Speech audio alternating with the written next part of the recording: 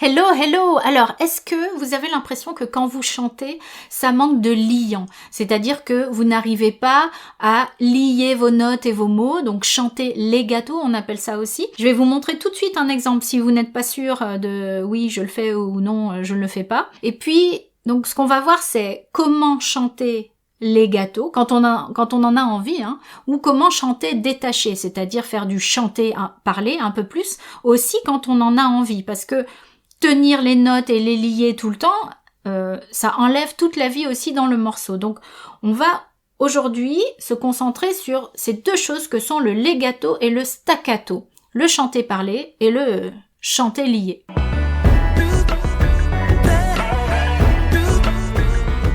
Premier exemple, je prends la chanson de Renaud, puisque lui, il fait du chanter parler. Il y a des notes, mais les mots sont détachés. À m'asseoir sur un banc, 5 minutes avec toi. Donc, c'est pas très lié. Si je voulais le lier, on va dire que je vais essayer de faire à m'asseoir sur un banc 5 minutes avec toi. Toute cette phrase-là, tout lié.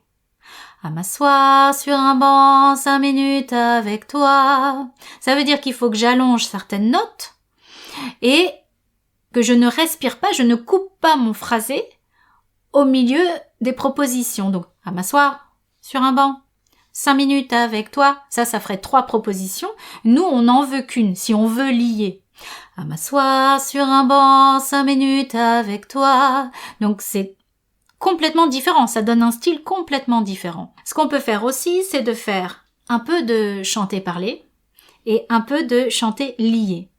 Donc, on dirait que, je parle comme les enfants, on dirait que le début, on le ferait plutôt parler, et qu'à la fin, on lit les mots. À m'asseoir sur un banc, 5 minutes avec toi. Le 5 minutes avec toi, ça coule. Il faut que ça soit pas parlé. Mais au début, on peut le faire en parler. Donc, vous avez en fait, quand vous allez réussir à contrôler ça, vous allez pouvoir décider si, oui, vous le chantez en chanter-parler ou en chanter-lié. Au contraire, je prends une chanson qui est très chantée et c'est de la comédie musicale, style classique, c'est des Misérables, ça s'appelle I Dreamed a Dream et j'ai choisi cette phrase. I dreamed a dream in time gone by. Donc tout est lié, j'ai chanté en une seule expiration. Il n'y a pas de petit stop. Les notes, elles sont soutenues.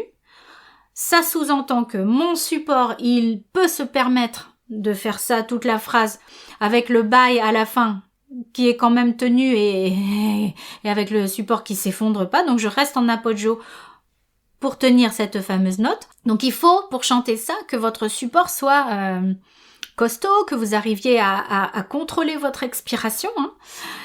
Et on peut aussi le rendre un peu moins classique si on avait envie de faire une adaptation. On pourrait un peu détacher nos mots et tenir que la fin, par exemple. I dreamed a dream in time gone by. Donc c'est pareil, ça ferait 3 propositions. I dreamed a dream in time gone by. Et là, le by, ça serait chanté parce que c'est une note qui est soutenue. Il y a plusieurs choses à travailler pour lier vos notes. C'est lier, ça veut dire ne pas inspirer, ne pas faire de coupure entre les mots. Et aussi soutenir les notes, ça veut dire les tenir et prolonger le son. Donc, c'est plusieurs choses différentes à travailler. Si vous êtes dans le cas où vous tenez tout le temps les fins de notes, alors je vous montre un exemple où ça serait malvenu. J'ai choisi comme exemple Four Non Blondes. And I said, hey, yeah, yeah, hey, yeah, yeah.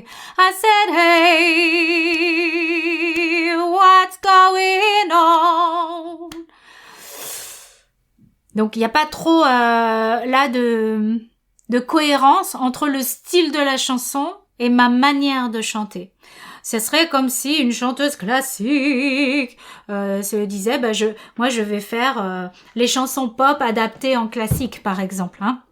Donc c'est un chant, oui, qui est très, on peut dire, c'est pas peut-être pas lyrique non plus, parce que le placement est pas lyrique, mais ça fait un chant très classique, très académique. Et si on veut chanter des chansons modernes, il faut moins tenir les notes et moins lier et vraiment se rapprocher un peu de notre phrasé parlé. Et en exercice, ce que vous pouvez faire, donc je me mets à l'étage, l'octave des garçons là ici, mais nous les filles on va chanter ici et les garçons ici.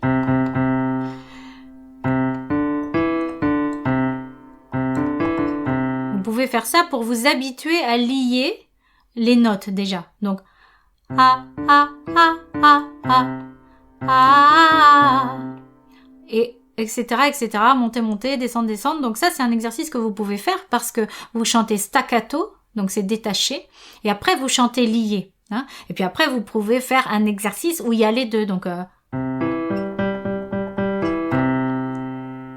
ya,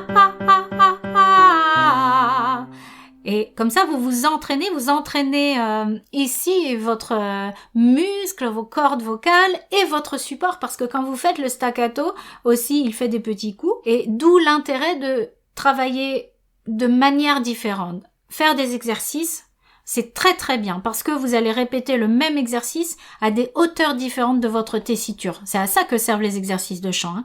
Donc, quand la situation va se présenter dans une chanson, que ce soit dans les graves, dans les médiums, dans les aigus, pas de problème, vous pourrez faire. Et aussi, travailler en prenant vraiment la chanson, en isolant les phrases, ou deux phrases, ou le refrain, ou le couplet entier, une fois que vous avez vu petit morceau par petit morceau, comment vous alliez la chanter.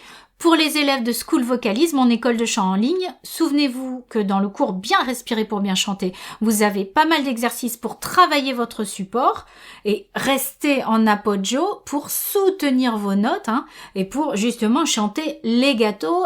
Mais il y a aussi des exercices staccato pour ceux qui aimeraient chanter staccato. Si vous avez aimé ma vidéo, mettez-moi un petit pouce. Je vous remercie pour vos petits pouces levés. C'est très important.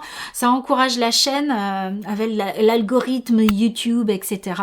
Voilà, je vous dis à très bientôt pour une prochaine vidéo et chantez bien.